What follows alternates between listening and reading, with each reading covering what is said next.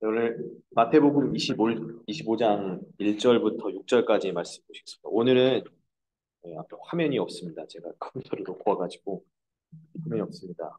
성경을 펴셔서 함께 보시겠습니다. 마태복음 25장 1절부터 6절까지 말씀을 제가 봉독하겠습니다. 마태복음 25장 1절부터 6절입니다. 그때의 천국은 마치 등을 들고 신랑을 맞으러 나간 열 처녀와 같다 하리니 그 중에 다섯은 미련하고 다섯은 슬기 있는 자라. 미련한 자들은 등을 가지되 기름을 가지지 아니하고 슬기 있는 자들은 그릇에 기름을 담아 등과 함께 가졌더니 신랑이 더디옴으로 다 졸며 잘세. 밤중에 소리가 나되 보라 신랑이로다 맞으러 나오라 하매. 성도 여러분 평안하셨습니까? 우리 지난주에 뵙지 못했고, 두 주 만에 여러분 뵙습니다. 제가 없는 동안에 다 건강하시고 잘 지내셨죠? 네, 감사합니다. 오늘은 실물교훈의 마지막 이야기입니다. 실물교훈이 우리에게 전달하는 예수님의 마지막 비유, 열 처녀의 비유에 대해서 우리가 나누는데요. 이 비유는 예수님께서 마태복음 24장에 우리가 여러분 잘 아시는 것처럼 마태복음 24장에는 예수님께서 마지막 때에 일어날 이 세상의 징조에 대해서 말씀하셨습니다.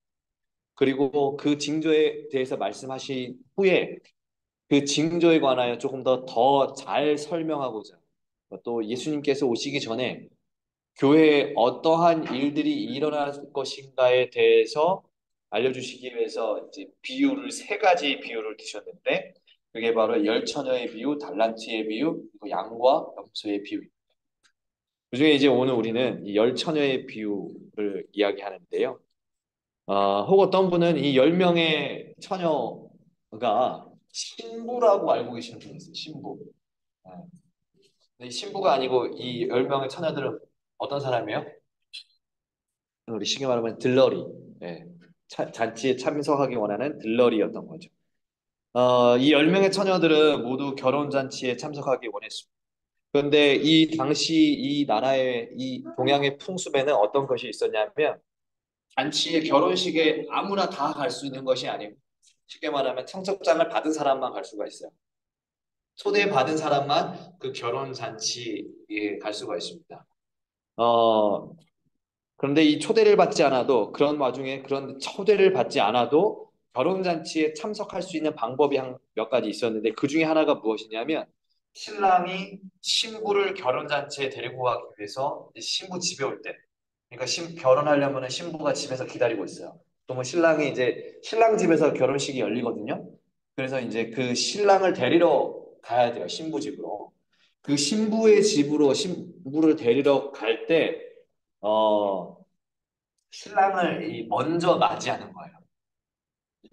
네, 신부의 집 앞에서 신랑이 신부의 집 가기 전에 먼저 신랑을 만나서 신랑한테 인사하고 자기 잔치에 참석하고 싶다. 이러면은 이제 데리고 가는 것입니다. 오늘 이 이야기에서도 이제 그 잔치에 결혼식을 앞둔 어떤 10명의 결혼식에 참여하기 원하는 10명의 처녀들이 있었죠.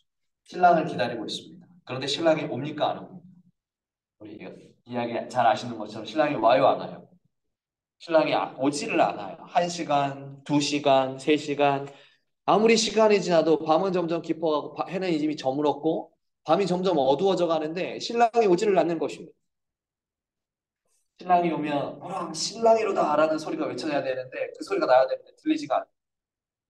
그래서 기다리다가 지치고 지쳐서 이 10명의 처녀들 모두가 다 어떻게 해버렸어요? 다 졸며 잘세. 이게 다 자는 거예요. 너무 늦게 오니까. 그러다가 가장 깊은 밤, 가장 어두운 그 밤에 갑자기 소리가 들리기 시작합니다. 신랑이 왔다. 보라, 신랑이로다. 어서 나와 맞으라. 소리가 들리기 시작을 하는 것이죠. 이제 처녀들은 이 결혼 잔치에 참여하기 원했던 이 처녀들은 밤이 맞도록 이제 신랑을 기다렸던 것에 대한 이제 보상을 받으면서 결혼식에 이제 참여하려고 했어요. 근데 이제 문제가 생겼어요. 어떤 문제예요? 이 5명에게는 한 5명에게는 하나의 문제가 생겼는데 미련하다라고 나오는 이 처녀들에게는 뭐가 없었어요? 기름이 없어요. 등불이 점점 꺼져가고 있는 거예요. 저기서 멀리서 신랑이 오는 이제 행렬의 불빛이 보여요. 이제 쫙 오는데 자기가 가지고 있는 이 등불에 이 불이 꺼져가고 있는 것입니다. 그때 이 슬기로운 5명의 처녀는 뭘 준비했습니까? 연료를 미리 준비했어요. 등불이 계속 켜질 수 있도록 연료를 준비한 것입니다. 여러분, 기름이 연료 아니겠습니까? 그죠? 그런데 이 미련한 5명의 처녀는 등불 안에 있는 그 기름으로 다 되겠지. 신랑이 와봤자 얼마나 늦게 오겠냐. 이러한 생각으로 여분의 기름을 준비하지 못했어요. 그래서 결국 여러분 다 아시죠? 기름을 준비했던 이 5명의 처녀들은 어떻게 됐습니까?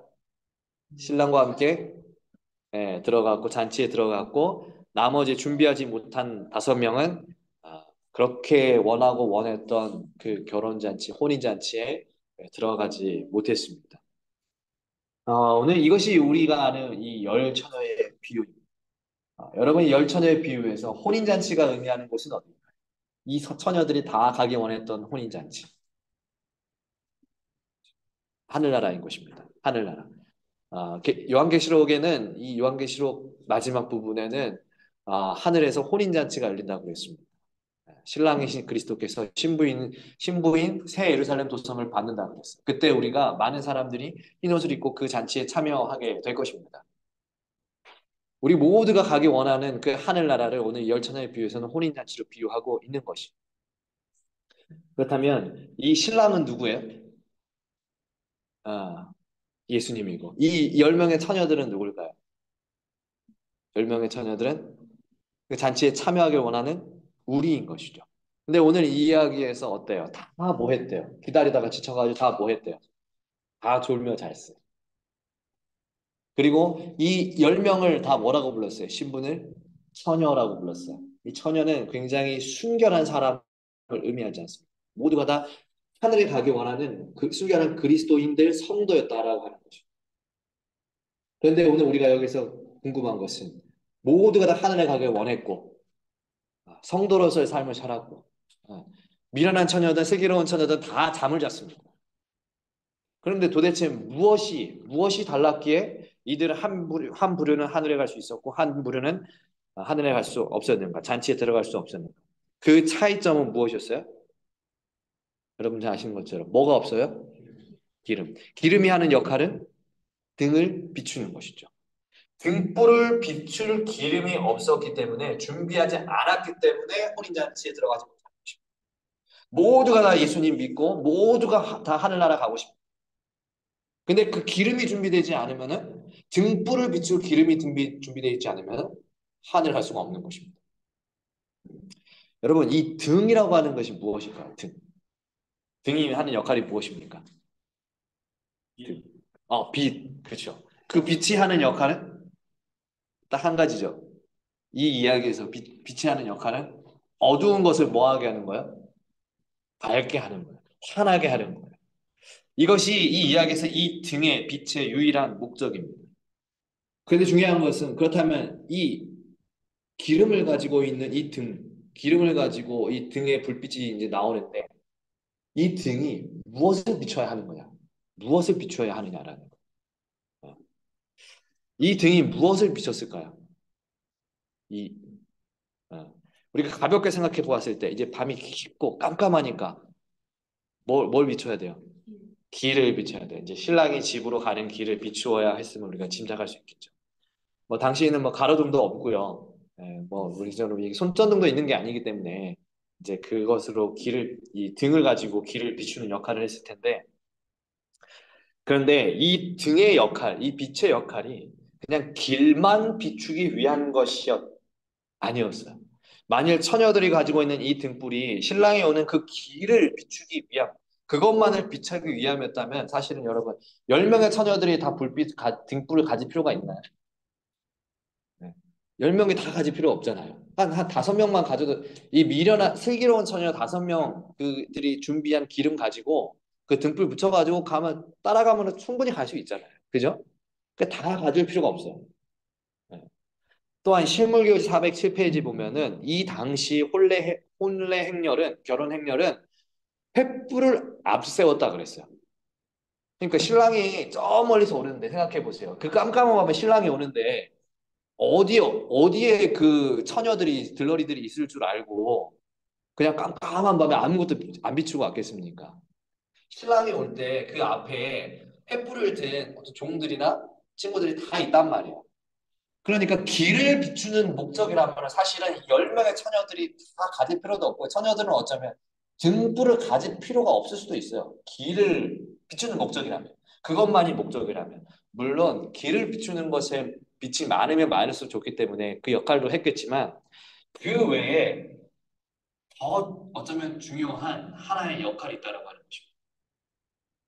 그것이 무엇이냐면 이 등불이 반드시 비추어야 했던 것은 이 미련한 처녀들이 반드시 비춰야 했던 것, 처녀들이 비춰야 했던 것은 무엇이냐면 바로 자기 자신이었습니다. 자기 자신, 나요, 나. 이 당시 결혼 풍습에는 등불을 켜고 자기 자신을 비추고 있어야 이제 그 신랑이 와가지고 확인하는 거예요. 아, 이 등불을 비춰 가지고 내 얼굴을 비춰야 신랑이 보고 아, 저 사람이 내 결혼식에 참여하기 원하는 사람이구나 라고 하는 표식이었대요. 등불을 가지고 내 얼굴을 비추는 것이 나를 비추는 것이. 그래서 신랑이 이제 그거 보고 이제 아, 나와 함께 하기 원하는구나. 그래서 데려가는 거예요. 지금 오늘 비유에 나오는 이 미련한 처녀들은 길을 비추는 등불이 없어서 잔치에 들어가지 못한 것이 아니라 자기 자신을 비출 등불이 없어서 자기를 비추지 못해서 잔치에 들어가지 못했다라고 하는 거죠. 여러분, 신랑은 등불을 통하여 비추어진 처녀들의 모습을 보고 잔치에 데리고 갔다는 건 사실. 이것이 우리 잘 기억해야 돼요. 여러분. 이 비유에서 결혼 잔치에 참석하기 원했던 이 처녀들은 아까 말씀드렸던 것처럼 우리예요, 우리. 그러면 이 등불이 상징하는 것이 무엇이냐? 실무교훈 407페이지 아까 나오는 이어서의 말씀은 등불은 하나님의 말씀을 대표한다고 그랬어요. 우리 시편 119편에서 주의 말씀은 내 발에 뭐라 그래요? 내 발에 등이요 내 길에 빛이니이다 그랬어요. 성경에서 이 등불은요 하나님의 말씀을 상징하고 있어요. 그 신랑은 예수님을 상징하고 있죠. 그런데 지금 방금 신랑은 이 등불 잔치에 참여하기 원하는 자녀들에게 처녀들에게 비추었는지를 보고 잔치에 데리고 간다 이렇게 말씀을 드렸어요. 그죠? 이 등이 자기를 비추고 있는지 보고 잔치에 데려간다. 여러분 그러면 이 말씀을 우리가 종합해 보면 어떤 말씀? 예수님께서 우리를 데리러 오실 때 예수님께서 우리를 데리고 하늘에 있는 혼인 잔치에 참석하려고 하실 때 그 예수님께서 우리의 뭘 보시는? 이 말씀의 등불이 내 삶에 비춰지고 있느냐를 보시는. 이 말씀의 빛이 내 삶에 비춰지고 있느냐. 이거를 보시는 것입니다. 우리를 데리러 오시는 예수님께서 저 사람이 하늘에 합당한 사람인지 잔치에 들어가기에 합당한 사람인지 아닌지 판단하실 때 예수님께서 보시는 것은 우리가 그 말씀에 비추어서 우리의 삶을 살았는지 영생의 말씀에 따라서 예수 그리스도를 믿음을 가지고 그리스도를 믿는 믿음을 가지고 우리가 살았는지를 예수님께서 그것을 보신다는 것입니다. 그의 삶에 항상 등불이 켜진 것처럼 말씀에 충성하고 말씀에 순종하며 살았는지를 우리의 신랑이신 예수님께서 보실 것입니다. 네. 디모데후서 3장 15절의 말씀 여러분 잘 아실 것입니다. 디모데후서 3장 15절에 또 어려서부터 성경을 알았나니 성경은 능히 너로 하여금 그리스도 예수 안에 있는 믿음으로 말미암아 구원에 이르는 지혜가 있게 하는. 오늘 우리에게 그리스도 예수 안에 있는 믿음으로 말미암아 구원에 이르는 지혜를 주는 것이 뭐라는 거예요? 말씀, 성경이라고 하는 것입니다. 하나님의 말씀인 거예요. 이 말씀을 통하여 우리는 예수 그리스도를 알게 되었고 또한 그분을 믿는 믿음도 갖게 된다는 하는 것입니다. 그리고 그 믿음이 우리를 구원에 이르게 한다라고 하는 것입니다.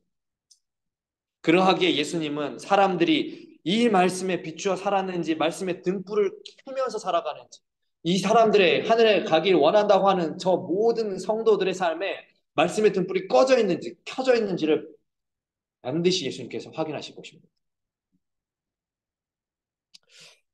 여러분, 오늘 우리는 하늘로 데려가기 원하시는 예수 그리스도께서 어, 우리의 삶에, 우리의 삶에 정말 말씀의 등불이 꺼지지 않고 항상 환하게 비추어져 있기를 간절히 기도하고 계십니다. 왜냐하면 예수님은 누구보다 우리를 하늘에 데리고 가고 싶으십니다. 그러하기에 정말 우리가 하루하루 살아가면서 정말 말씀을 의지하면서 살아가는지, 아니면 이 세상에 자기의 경험과 자기의 어떤 능력을 의지하며 살아가는지 예수님께서 다 보시면서 정말 이 말씀에 따라 살아가기를 간절히 바라고 있어요.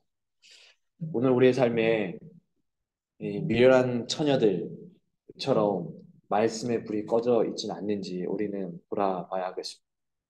이 험한 세상에서 살아갈 때 무엇을 의지하면서 무엇을 목표로 하며 살아가는지, 말씀대로 사는 것이 정말 행복하고 즐거운지, 정말 우리 시편에 나오는 말씀처럼 목마른 사슴이 시냇물을 찾아서 헤매잖아요. 갈급하잖아요. 그것처럼 우리가 이 말씀이라고 하는 이 샘물에 갈급하면서 정말 영적으로 갈급하면서 살아가는지 오늘 우리의 삶에 돌아봐야 돼요. 또한 많은 그리스도인들이 이 말씀의 등불을 나한테 비춰야 된다 그랬잖아요. 아까. 나한테 비춰가지고 그 신랑이 내가 말씀을 비추는지 나한테 비춰져 있는지 아닌지를 보고 데려간다고 했잖아요. 근데 많은 그리스도인들이 이 말씀의 등불을 자기한테 비추지 않고 다른 사람한테 비추는 경우가 많이 있어요. 네. 이 말씀이 하는 역할이 무엇입니까? 계속 말씀드렸지만 우리를 구원에 이르는 지혜를 얻게 하는데, 이 말씀, 하나님의 말씀, 하나님의 율법이 우리에게 주는 굉장히 좋은 역할은 무엇이냐면, 도구는 무엇이냐면 이 우리의 죄를 깨닫게 해주는 율법의 몽학 선생님 같은 거예요. 초등학교 선생님 같은 거예요. 뭐 우리가 뭘 잘못했는지 뭘 잘했는지 알려주는 그런 거예요. 그러니까 말씀은 내가 나한테 적용하는 것입니다. 내가 말씀 보면서 내가 잘못했구나. 내가 회개해야 되겠다. 내가 죄가 이것이구나. 내 예수님 앞에 기도해야 되겠다. 자복해야 되겠다. 이것이 말씀의 기능이고 말씀에 우리에게 주어진 하나님께서 우리에게 주신 이유지. 이 말씀을 가지고 저 사람한테 빗대고 이 사람한테 빗대고 저 사람은 왜 말씀대로 살지 못할까? 저 사람은 왜 말씀대로 살지 못할까? 말씀에 이렇게 나왔는데 저 사람은 왜 저렇게 하지 못할까? 예수님은 절대 그걸 안 봐요. 예수님. 예수님 보시는 거는 말씀이 너한테 비춰지고 있느냐. 이게 핵심입니다, 여러분. 네. 말씀을 내 삶에 비추시고 이 말씀의 등불이 언제나 꺼지지 않고 활짝 편하게 켜시면서 살아가는 예수님의 오심을 준비하는 모든 성도님들 되었으면 좋겠습니다. 네. 근데 우리가 이제 신앙을 하다 보면 말씀의 등불이 좀 꺼질 때가 있어요. 그럼 꺼지면 어떻게 해야 될까요, 여러분? 이 불이 꺼지면 어떻게 해야 돼요, 여러분? 네, 가서 그렇죠. 아주 간단해요. 불이 꺼지면 다시 켜야 돼요. 근데 다시 켜려면 뭐가 필요하다는 거예요? 기름이 필요하다. 그러니까 미련한 처녀들이 이 기름이 없어가 다시 킬 기름이 없어가지고 못 갔죠. 불을 비치지 못해가지고 이 말씀의 등불을 나한테 비춰야 되는데 이 불을 비추지 못해 기름이 없어가 비추지 못하니까 결국 못 갔다는 거예요. 기름이 필요해요, 기름. 근데 우리가 신앙을 하다 보면은 우리 스스로 우리의 능력으로 이 말씀에 순종하면서 우리의 삶에 말씀의 등불을 켜는 것이 굉장히 불가능한 일임을 느낄 때가 있습니다. 내 능력과 내 의지대로. 여러분, 우리가 연초에 한번 생각해 보세요. 연초에 우리 많은 그리스도인들이 계획을 세우면서 어떤 계획을 세우시나요? 뭐 성경 통독 쫙 세우시죠. 이렇게 잘 하시는 분도 계시지만 그렇지 못한 분도 계실 거예요. 이게 말씀을 항상 내 삶 속에 놓지 않고 말씀의 등불을 키면서 살아야 되는데, 여러분, 그것이요 내 능력으로는 할 수가 없어요. 내 의지로는 할 수가 없어요. 그렇기 때문에 뭐가 필요하냐면 기름이 필요해요. 연료가 필요한데 그 연료가 무엇이냐면 오늘 여기는 이 기름은 성령 하나님이라고 했어요. 성령 하나님. 이 성령 하나님께서 성령 하나님께미 우리의 말씀을 등불을 켜게 할 수 있는 영적인 연료가 되시는 것입니다. 우리가 이 세상에서 매일 말씀에 순종하면서 충성되이 살아갈 수 있는 유일한 연료, 유일한 힘은 우리의 능력이 아니에요. 우리의 의지가 아니에요. 인간 너무 약하거든요. 뭔가 해보려고 내가 바르게 살고 말씀대로 살아보려고 하고 말씀대로 정말 말씀 깊이 묵상해 보려고 해도 주위에 온갖 방해가 하는 게 너무나 많잖아요. 그죠? 그거를 내 의지대로 이길 수가 없어요. 그런데 그것을 도와주시는 연료와 같은 분이 바로 성령 하나님이다라고 하는 것입니다. 그래서 베드로후서 1장 2절에 이 베드로가요, 이제 교회 어른이죠. 이 소아시아 그 터키 지역의 여러 지역에 편지를 쓰면서 그 편지를 받는 믿음의 성도들을 향해서 이렇게 얘기했어요. 성령이 거룩하게 하심으로 순종하는 자들이 너희가 스스로 순종하는 게 아니에요. 스스로 거룩해지는 게 아니고 성령이 거룩하게 하심으로 순종하는 자였어요. 너희가 하나님께 순종할 수 있는 것은 성령 하나님께서 너희를 거룩하게 하셨기 때문이다라고 베드로가 말하고 있는 것이고 최근에 신물교원에는 이렇게 또 이어서 얘기해요. 신물교원 413페이지. 그대가 대수롭지 않게 여겼던 성령과의 교제가 혼인잔치 때 그대로 하여금 기뻐하는 무리에 참가할 수 있게 해줄 유일한 것이다. 성령을 대수롭지 않게 여기고는 그대가 그 자리에 참여할 수 없다. 그대 자신이 천국에 들어가 어울려 살기에는 부적합하기 때문에 그대는 천국에서 제외될 것이다. 영감의 말씀에 아주 정확하게 기록합니다. 성령과의 교제를 대수롭게 여기지 않는 사람, 그 사람은요, 천국에 가도 어울릴 수가 없기 때문에, 부적합하기 때문에 제외된다는 것입니다. 성령과의 교제가 없는 사람은 하늘나라 가도 막 즐겁지가 않은 거예요. 그렇기 때문에 제외된다.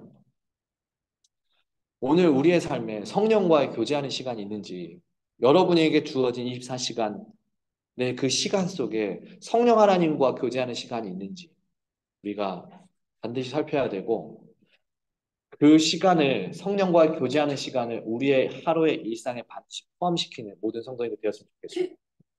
많은 세상의 사람들이 세상의 친구들하고 시덥지 않은 이야기하면서 그냥 뭐 하하호호 즐겁게 떠드는 것에 더 시간을 많이 투자하고 그런 걸 교제하기 원하고 하나님이 없는 세상에 어떤 것들을 가지고 시간을 보내기를 원하는데 성령 하나님과 정말 내가 교제하는 것을 미루고 세상의 그런 어떠한 것들로 인해 자기의 시간을 많이 투자하는 사람들이 있습니다.